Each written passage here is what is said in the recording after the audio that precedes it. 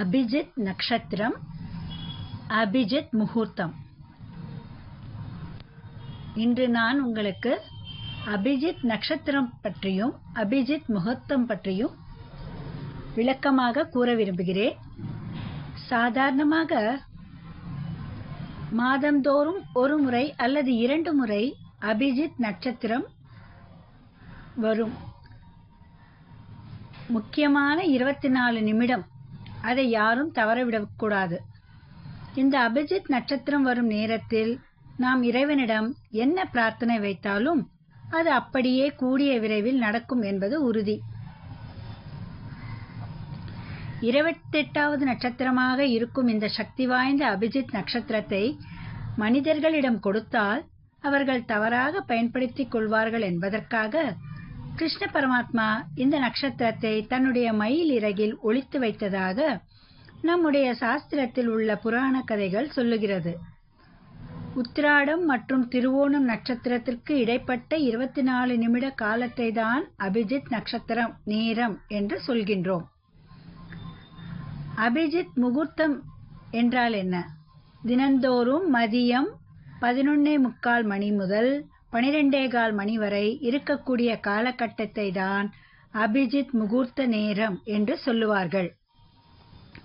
தினந்தோறும் இந்த நேரத்தில் நம்முடைய வேண்டுதலை பிரபஞ்சத்திடம் சொன்னாலும் நமக்கு நல்ல பலன் கிடைக்கும். இருந்தாலும் அதைவிட சக்தி வாய்ந்ததுதான் இந்த அபிஜித் நட்சத்திர நேரம். சரி, இந்த அபிஜித் நட்சத்திர நேரம் எந்த குறிப்பிட்ட 24 நிமிடத்தில் வர இருக்கிறது? அந்த நேரத்தில் எப்படி வேண்டுதலை இறைவனிடம் வைக்க வேண்டும் என்ற ஆன்மீகம் சார்ந்த தகவலை இந்த பதிவின் மூலம் தெரிந்து கொள்வோம். இந்த அபிஜித் நட்சத்திர நேரத்தில் பூஜை அறையில் விளக்கு ஏற்றி கிருஷ்ண பரமாத்மாவை மனதார நினைத்து உங்களுடைய பிரார்த்தனையை இந்த பிரபஞ்சத்திடம் சொல்ல வேண்டும். அபிஜித் நட்சத்திர வேளையில் தொடங்கும் காரியங்கள் நிச்சயம் நன்மையில் முடியும். இந்த நேரத்தில் எந்த தோஷமும் இல்லை. ராகு காலம், யமகண்டம், அஷ்டமி, நவமி, கரிநாள், பிரதமை, செவ்வாய், சனிக்கிழமை என்ற எந்த தடங்களும் இல்லை.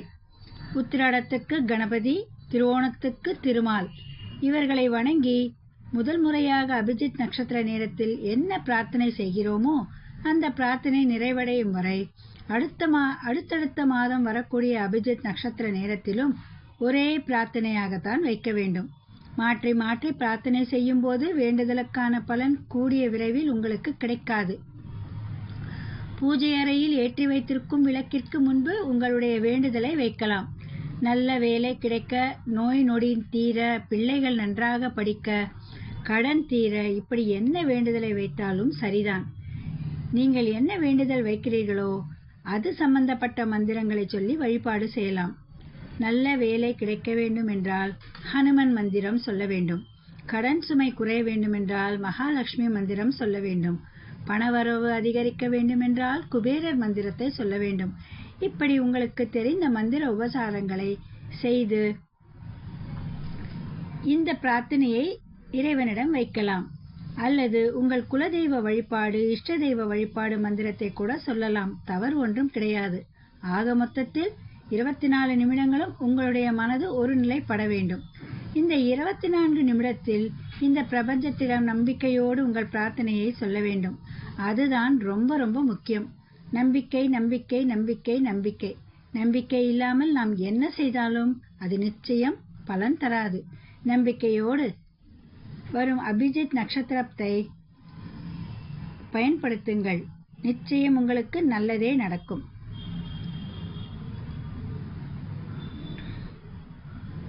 முக்கிய குறிப்பு: ஜித் என்றால் வெற்றி பெறுதல், அபிஜித் என்றால் சிறப்பான வெற்றி பெறுதல் என்பது பொருள். அபிஜித் நட்சத்திரத்தை ஸ்ரீ கிருஷ்ணர் சூடிக்கொண்டு முதலாக காட்சி அளித்த திருத்தலம்தான் ஸ்ரீ கண்ணபுரம், அதாவது திருக்கண்ணபுரம். அங்கு சென்று வழிபடுவது நலம் அளிக்கும் என்கிறார்கள்.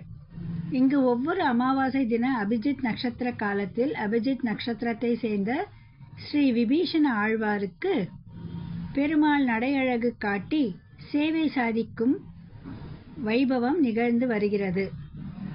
முடிந்தவர்கள் திருக்கண்ணபுரம் சென்று ஸ்ரீ விபீஷ்ண ஆழ்வாருக்கு பெருமாள் நடையழகு காட்டி சேவை சாதிக்கும் வைபவத்தை தரிசியுங்கள். இதனால் நிச்சயம் உங்கள் வாழ்வில் வெற்றிகளும் பல மங்கள நிகழ்வுகளும் கைகூடும் என்பது ஐதீகம். ஓம் கிருஷ்ணாய நமஹ.